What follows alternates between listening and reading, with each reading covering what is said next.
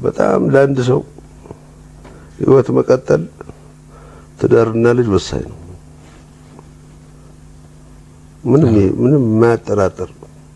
ልክ ነው። እኔም ተረድቻለሁ። በህይወት መስራትን እንትን ያልኩት በእነሱ ነው። ስገባ በረንዳ ላይ ተጎዝጉዘው ነው የሚጠብቁኝ። ባባ ባባ ባባ ባባ ባባ ነፍሴን አላቆም ይዤ የመጣሁትን በሽታ ሁሉ ደጅ አራግፌው ነው የምገባው በእነሱ። ከደጅ ይደነግጣል። ምን አለ ከነሱ ውጪ ምንም ታስፈልጋቸዋለህ። ደግሞ ራስህን እንኳን ለሌላ ስህተት እንዳዳርገው ታስፈልጋቸዋለህ እነዚህ ልጆች። እና መኖርም የተጀመረው በእነሱ ነው። በጣም አሪፍ በጣም አሪፍ በጣም አሪፍ በጣም አሪፍ በጣም አሪፍ። ለጊዜው ስራ የለኝም። በቅርቡ ነው የተመረኩት ከወር በፊት። ምን አጠና? ሕክምና። ምንም አልሰራም እስካሁን ድረስ? 1 ወር ነው እና እያረፍኩ ነው። ምግብ የቤት ምናምን እየበላ ማረፍ አለ። ራስን እየጠገንኩ። ዶክተር አክሊለ ነህ? ዶክተር አክሊለ ነህ? ስራ ባይኖርም አክሊለ ስንት ዓመት ነው የተማራችሁት? ኦልሞስት 7 ከግማሽ 8 እንዴ ዩኒቨርሲቲ ነው ያደግከው? 8 ዓመት ተምረህ ስራ የለም። ግን ለነገሩ ይገኛል። አንድ 7 ዓመት ቢፈጅብን ነው ከዚህ በኋላ ለምደው አላንስ። ያው እኔም ለጊዜው አንተም በሕክምና ተመረቄ 1 ወር አካባቢ ነኝ። ዶክተር አዎ ምን ልታምምላችሁ? ስራ ልፍጠርላችሁ ልታምን? አይሻ ነፂ ልታምምላችሁ እንዴ? ስራ ከሌለ እኛን ያክሙን።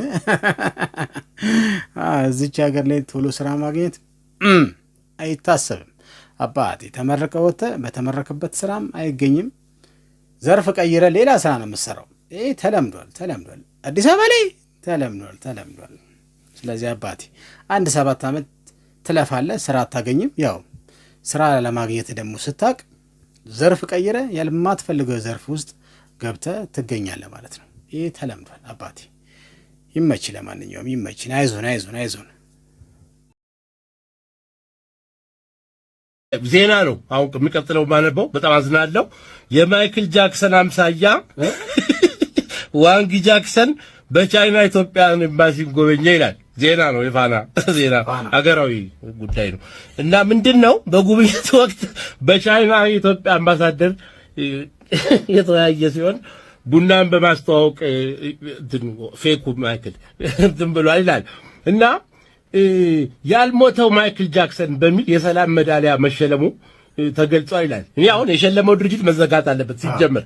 ግን እኔ እንደው ትልቅ ሰው አይደላችሁ? ፋና ስራ በደቡ መጠሪያ 68 ደሞዝ 10 ዓመት ያገለገለ ምናምን ተብላችሁ ተቀጠራችሁ። ጋዜጠኛ አለቀሰች። እግዚአብሔር ስቅስቅ ብለው አለቀሰች ጋዜጠኛ። እንዴ በፌኩ ነው እንደኛ የሚያስተዋውቁ። ሲጀመር ጃክሰን ቻይናም አልወለዱም። ከቻይናም አምሳያም የለም። እንዴ ሰውየው ምንድነው የሰው ቤተሰብ በበጥበጥ እንዴት ነው ያውን የሚጠቅመን? እኛ ግድ የለም ይጎብኝ። ብዙ ስራ የለም ኤምባሲ እሱም ቢጎበኝ ከዚህ ሜድም ነጋዴዎችም ሻይ ቢጠጡ እኔ ችግር የለብኝም። ሰው ወዳድ ነኝ እኔ አገራዊ። ግን ስትዘግቡ እናንተ እንዴት ምን ይጠቅመናል ብላችሁ ነው? ዜና ቆረብ ያለው ጉዳይ ነው የሚዘግቡ። መቼም ስለ ጋዜጠኝነት አላወራም። ፒሳ 16 ማለት አልተቀጠርኩም። ግን እኔ አሁን ሰሚ ነኝ። በጣም ለምን ትደርሱብናላችሁ እንዴ? ኢንሰልት እኮ ነው እያደረጋችሁ ያላችሁ። ሃራስመንት እንዴ አልደረስንባችሁ። ምን አረግናችሁ? እንዴ አርፈ ግብር ከፋይ ዜጎች ነን በሀገራችን እየኖርን ያለን ሰዎች። ጃንግ ፌኩ እድሜ ዘመኑን ማይክል ለመምሰል ሲጋጋጥ የነበረ አንድ የሆነ እንትን ጀዝባ አቅርባችሁ አገራዊ ዜና ከቨር ላይ እግዚአብሔር እኔ አሁን ሆድ ባንባባስ ጥሩ። ይሄን አልበደላችሁ። አርፎ የተቀመጠ ሰው መንካት ነው እንዴ? አትደርሱብን። በቃ በስመ አብ ወልድ እኔ እታገር የትሄድሽ ነው? የት ብለን የተሳፈርኩ አላልኩ? የት ብለን ነው የተሳፈርነው ከእናንተ ጋር? ግን አሁን መጨረሻችን የት ነው? እንግዲህ ቤተሰቦቼ ሰመረ ባሪያው እንግዲህ የምናውቀው ስተት የሆኑ ነገሮችን ጎልጉሎ እያመጣ እንግዲህ ስተታቸውን በግልጽ አማርኛ እየነገራቸው ነው ማለት ነው። ግን ሰሜ የለም ማለት ነው። ሰሜ ባሪያው ስተቶችን እየጠቀሰ የሚናገረው ነገር ሰሚ ቢያገኝ እለት በእለት ቀን በቀን ሳምንት በሳምንት ወራት በወራት አመት በአመት እንቀየር ነበር። እኛ ግን መልሰን እዛው ነን። ሰሜ ወንድሜ ደከመብኝ ማለት ነው። እኔ የሚሰጣቸው ኢሶችና የሚሰጣቸው አስተያየቶች ሁሌም ትክክል ናቸው። ሰሜ ባሪያው ይሜ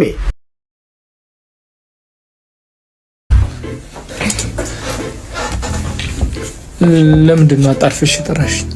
መነጋገር አለብን። ስለምን? እኔ አላማ ያለኝ ሰው ነኝ።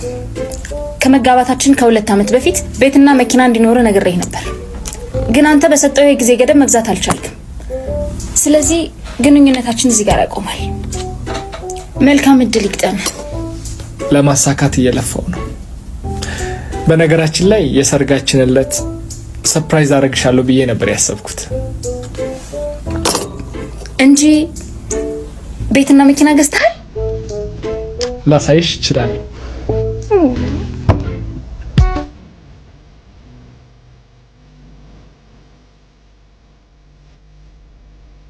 አዲሽ ምንድነው? የቤትና መኪናውን ጭራ ይዘነው በአንድ ጎማ። ቲክቶከር ተዋናይ በጣም ነው የሚያስደስተኝ። ሁሌም ነው የምናገረው። አዎ ፈታ ፈታ ነው የሚያደርገኝ። የመኪናውና የቤቱን ጭራ ይዘነዋል አላት እና በ2 ብሎኬት ነው ጭራውን ያስከው። በቅርቡ ደግሞ ላቱን ይዘዋል።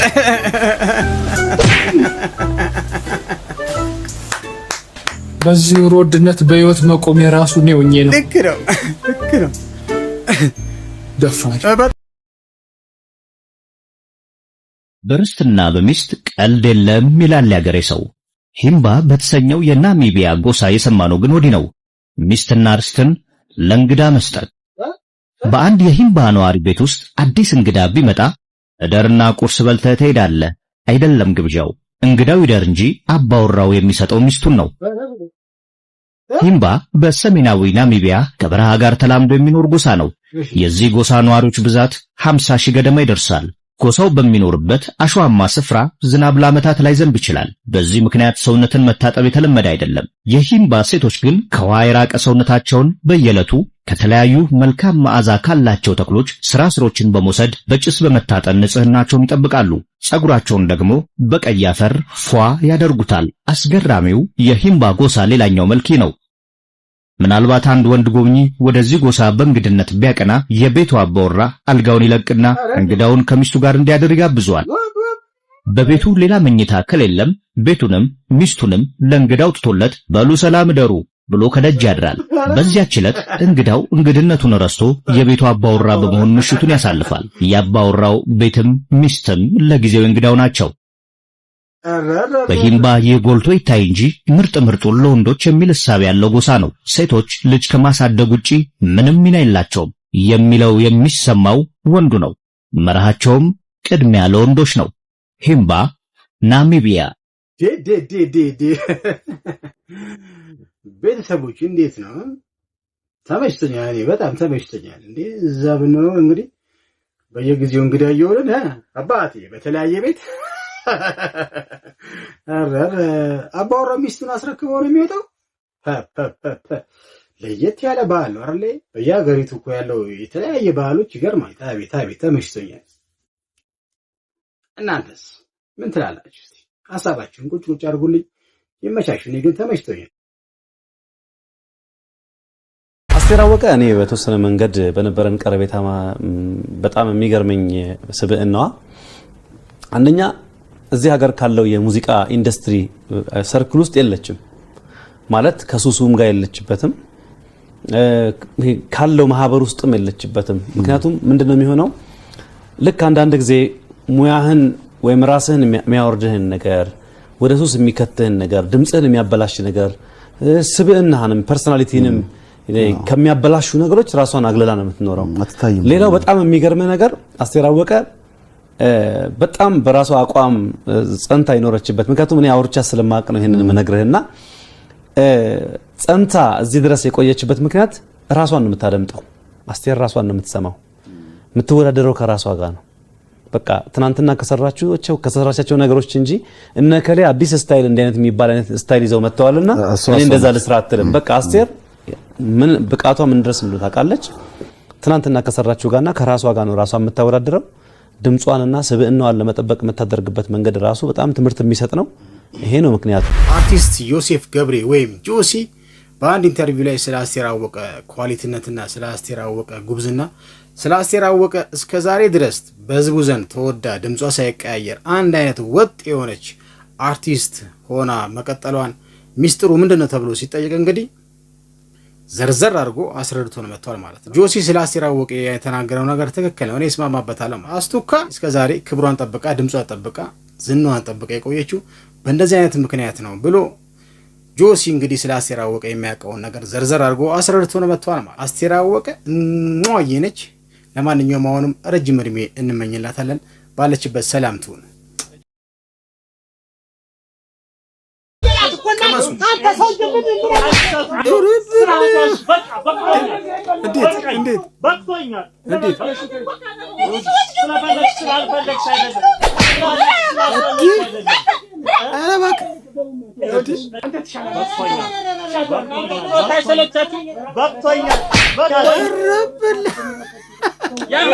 ማንም ያቀምሳቸው አይዞ ተረካነካ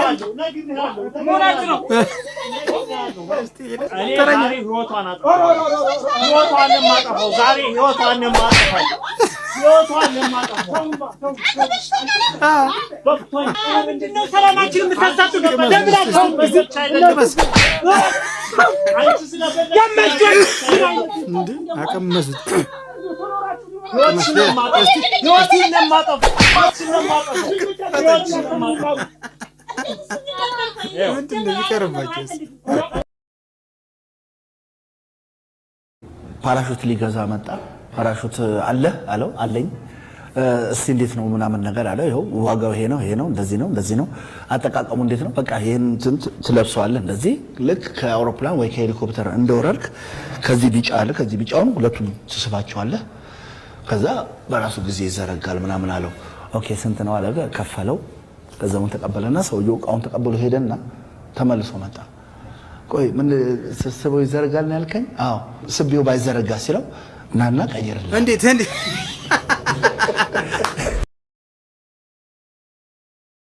ዛሬ ደግሞ ምን ሆንክ? ባክ ፍቅረኛዬን እንለያለች እንዴ? ቆይ ምክንያቴ ምንድነው አለች? እንዴት በዚህ እድሜ ከእናት ጋር ትተኛለህ ብላ ነው? ቆይ እሱ ምን ችግር አለው? አረ ምንም ችግር የለውም እንዴ እኔ ስተኛ የለ እንዴ እኮ ከእናት ጋር ምን የኔ ፍቅር ዛሬም እንደሰማው ታውቂያለሽ? ነብር ማለት ነው የእሱ የሆነውን ነገር ለማስከበር ላለማስነካ ሲል እላዩ ላይ ሽንቱን ይሸናል ሲባል አልሰማሁም? አይገርምም? የኔ ፍቅር አንተ በጣም የሚገርም ዜና ነው። እና ምን ያልክ የኔ ሞንሽን ላሳውቅ ነው?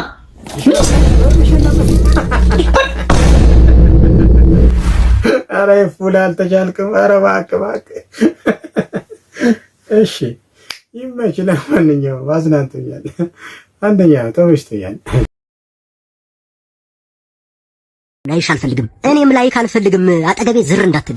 እኔ ነኝ ያንቺ አጠገብ ዝር ምለው? እንደውም ልንገርሽ ፖሊስ ጣቢያ ሄጄ ከኔ 100 ሜትር እንድትርቂ ነው ማረግሽ። አንተን ያየውበት ቀን የተረገመ ይሁን። አንቺን ያየውበት ቀን የተረገመ ይሁን። ይቅርታ የመኪና መንገድ ዘግታችኋል። ዞር ትላላችሁ። ወረ በለ ኤፍሬም በለው። ምኑን አመጣብን? ሁለቱም አያዩም እኮ። ኧረ ይቅር ይበለን።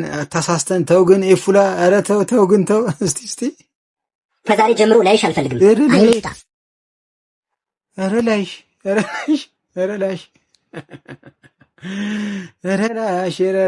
ኤፉላ።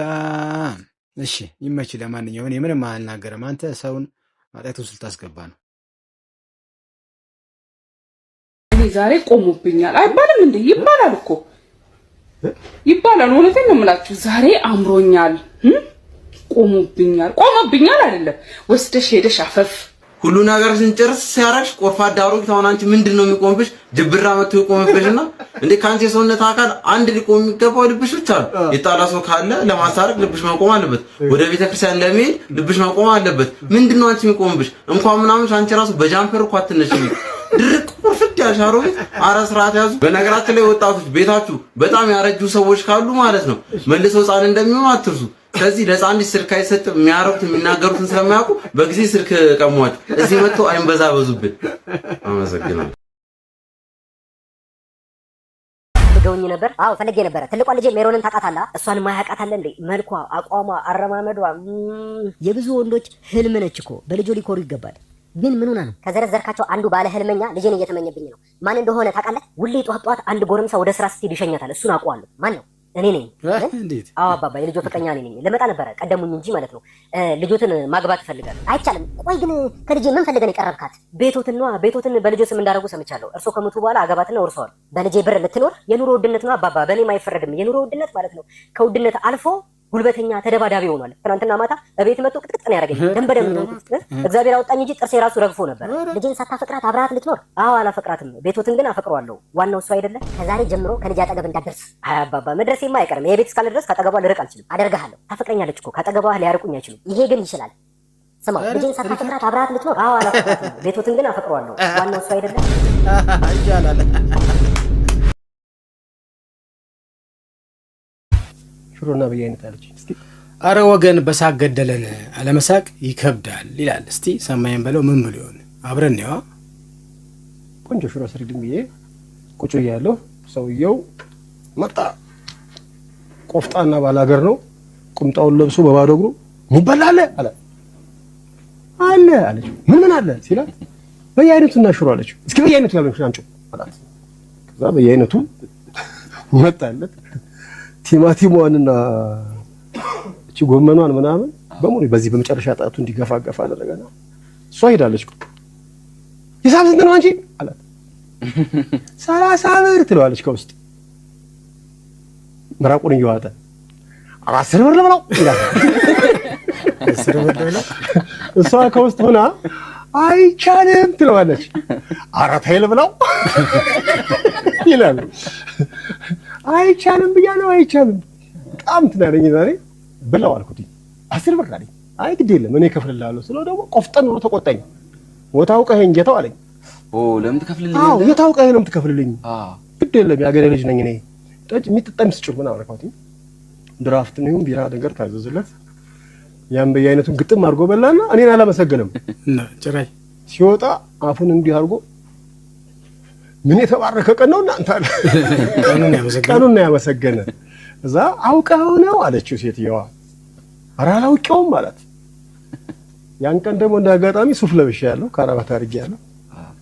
ኧረ ባላገር የሚለው ቁምጣ ለብሶ ሰሜ ባላገር እኮ ነው ስትለው ዱላውን ወረወረውና ደረቱን ግጥም አቆጥ እንዲህ ያለው ሸጋ መኳንንት ምን ቸግሮ ነው ያችን ጥብቆ ለብሰህ መከራህን መጣ። እውነት ነው። የስራ ልብስ መሆኑን አላወቀም እሱ። ተመችቶኝ አንድ ጊዜ ሱፐር ማርኬት ውስጥ ገባን። የሚገዛ ነገር ፈልገን አይደለም፣ ግን አንዳንድ ነገር ማየት ደስ ይለናል፣ ወይዛ የሚሰራ ነገር ሊኖር ይችላል በሚል ውስጥ ገብተን ሱፐር ማርኬት ውስጥ እቃዎችን እያየን ነው፣ የሚሸጡ ነገሮችን እየጎበኘን ነው። በቃ ውስጥ በደንብ ገብተናል።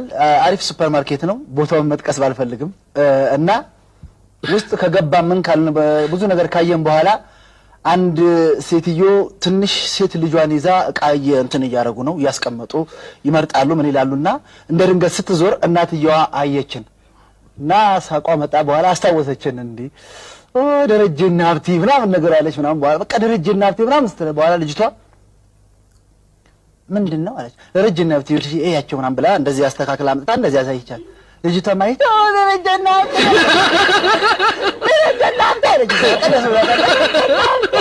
አለች። ማየ ግሽልኝ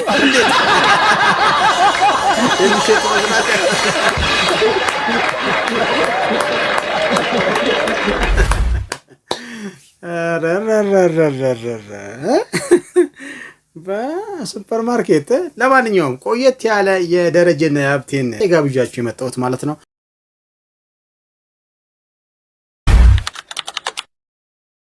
እንዳይሸወዱ አንዳንድ ሰዎች ከጠቀማቸው ብነግራቸው ደስ ይለኛል። እስቲ በእናትህ 1500 ብር ነው ደሞዜ፣ የቤት ኪራዩን ግን እኔም ከፍልላት እዚህ እየኖርኩ ማለት ነው።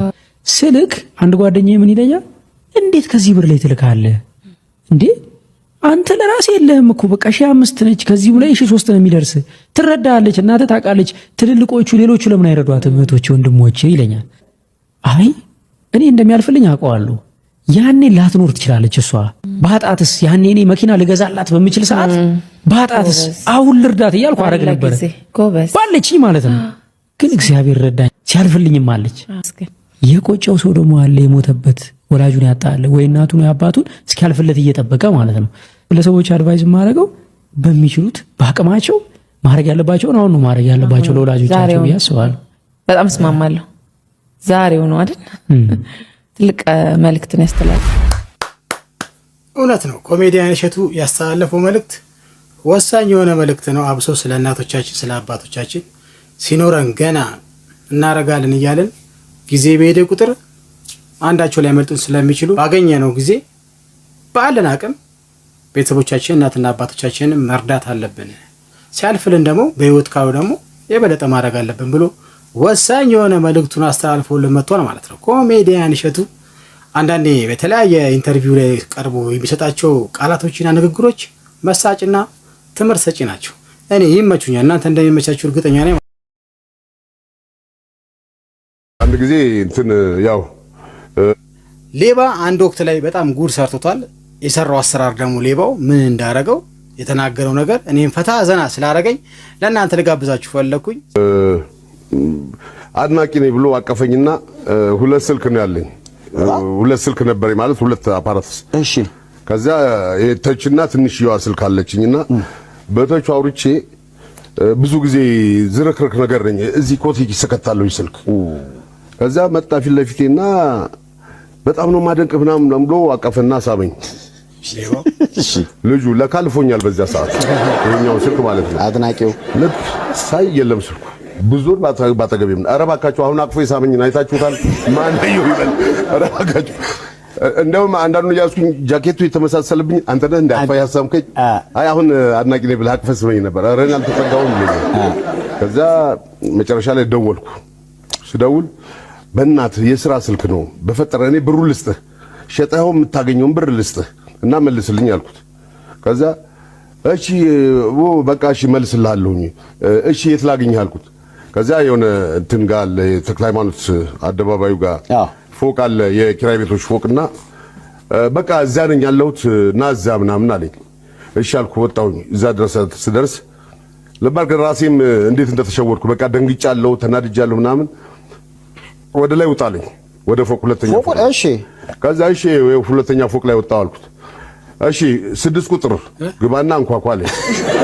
6 ቁጥር ነው። ኧረ 6 ቁጥር የሚባል የለም ይሄ 27 26 35 ምናምን የሚቆጥሩ ነው። ተሳስቼ ነው 35 ቁጥር ነው። አዎ 35 ቁጥር በቃ እሺ እዛ ውስጥ ነው ያለው አንኳኳና ግባ አለኝ። እሺ ብዬ አንኳኩቼ ገባሁ። እንትን ስል ከኔ ወፈረ ሰውዬ ቁጭ ብሎ ይጽፍልሃል እዛ ቁጭ ብሎ ሃሎ አልኩኝ። አቤት ነው ገባህ?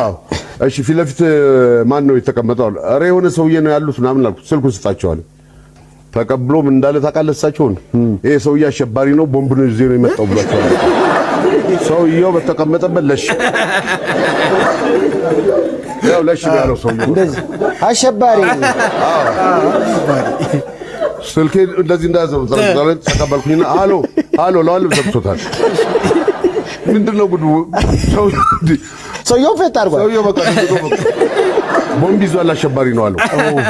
ደግሞ ፊትም አንተ እንደዚህ እኔ ተናድጃለሁ። በዛ ሰዓት ላይ በቃ ተቆጥቻለሁ ምናምን በቃ እውነት ነው የመሰለው ሰውዬው በቃ ለሻለ ሰውዬው በቃ እሱ ያን አጥፍቶታል። በቃ ስልክ ከተን እኮ አይዘጋም ነበር። ይሄ ውሃ ዘመን እኮ ነው። ሰው መጥቶብህ ነው የምትለቀው።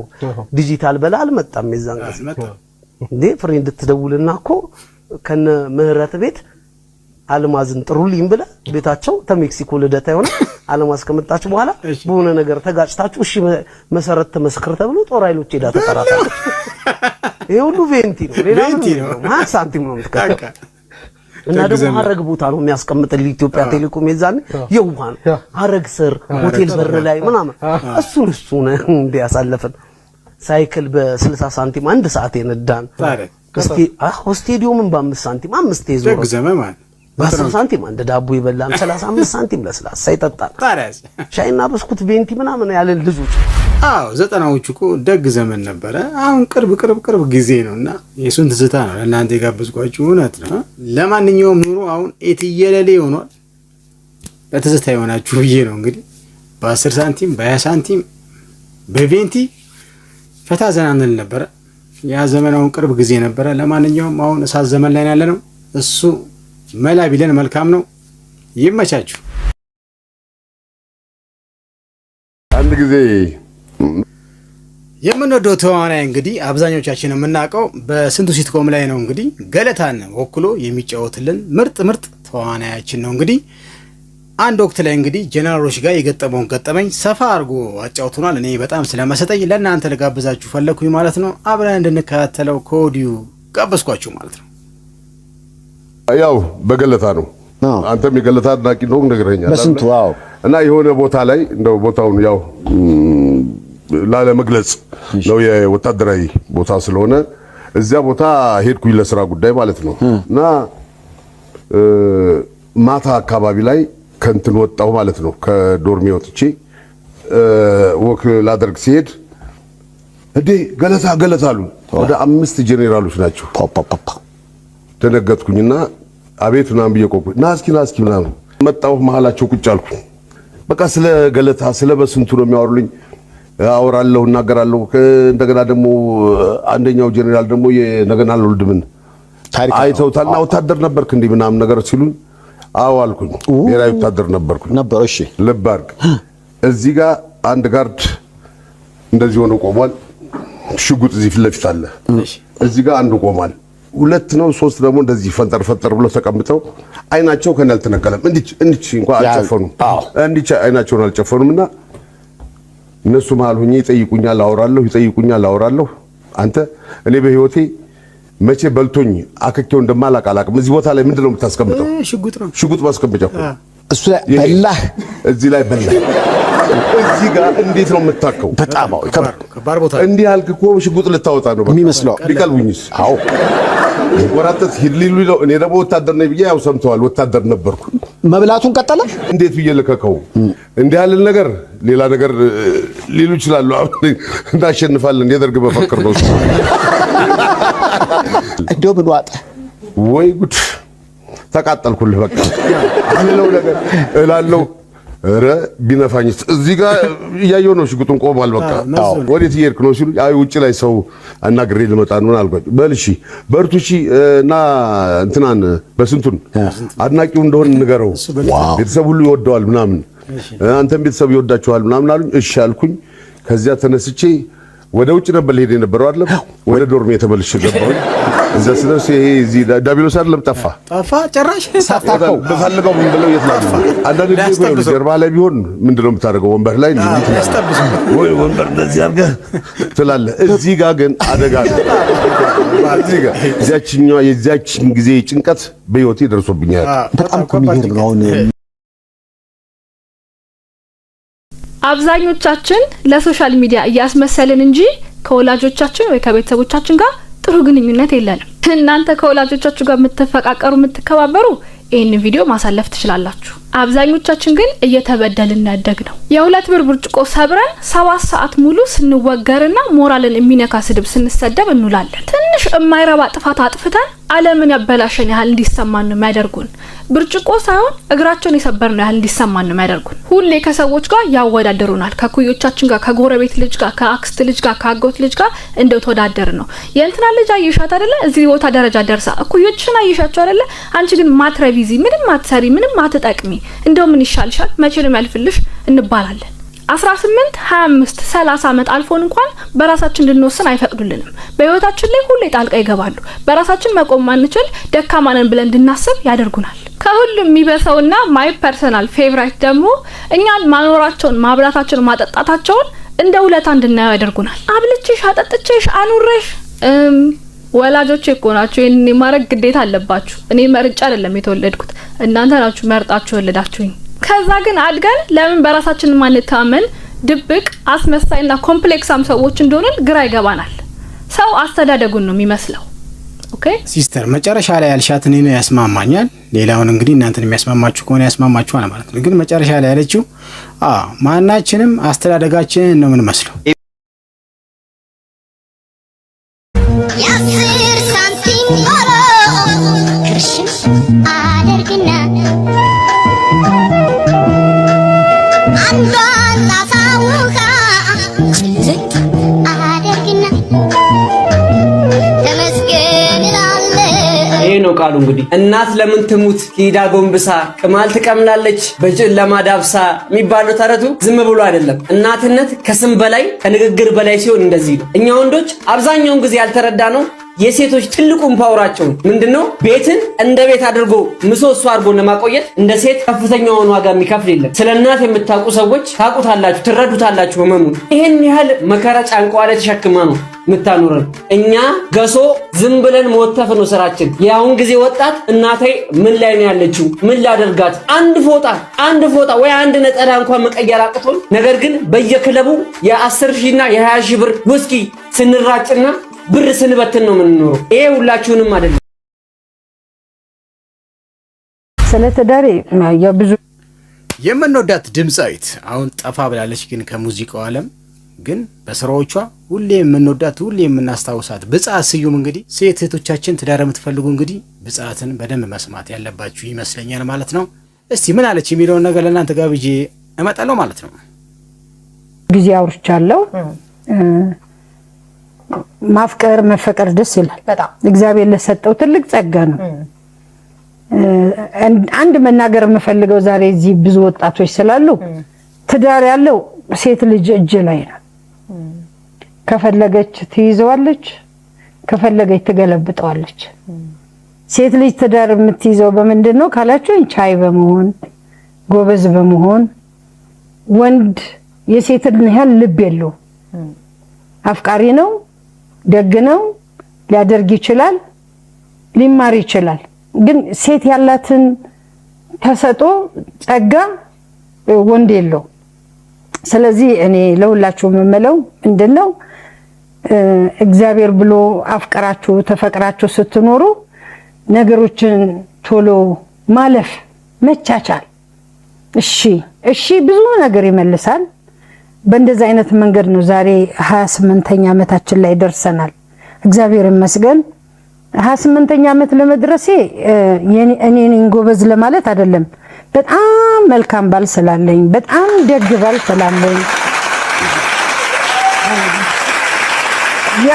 የእውነት ሲጨበጨብለት ሁሉ ሊያድር የሚገባው ወንድ ነው ያለኝ።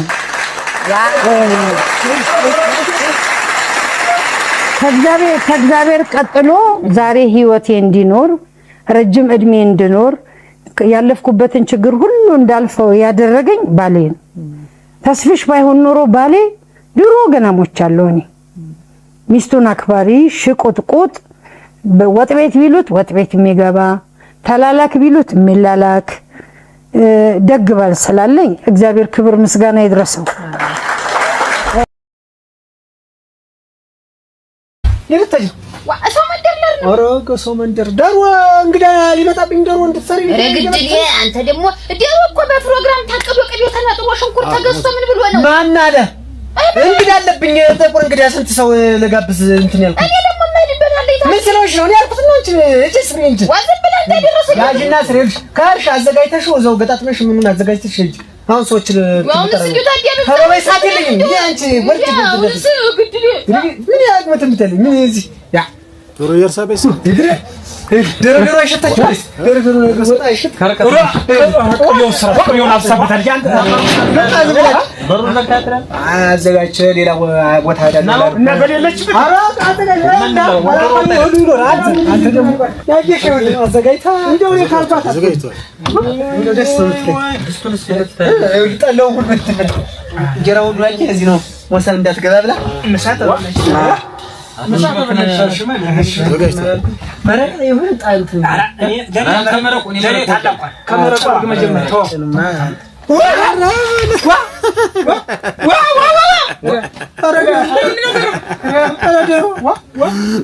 ትሞታለች እንዴ?